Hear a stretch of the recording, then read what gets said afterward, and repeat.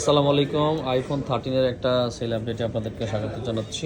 এটা কিনতে আসছেন এই ভাইয়েরা, দেখুন এই যে কোথা থেকে আসছেন কি আসছেন একটু জানি আর কি। কি অবস্থা ভাইজান, কি নাম আপনার? এই তো ভাই আলহামদুলিল্লাহ ভালো। আমার নাম মোহাম্মদ নাদিম। আমরা বারদি থেকে আসছি, সোনারগাঁ। সোনারগাঁ বারোদি। হ্যাঁ। একটু আগে এক ভাই আসছিল সোনারগাঁ বারোদি থেকে।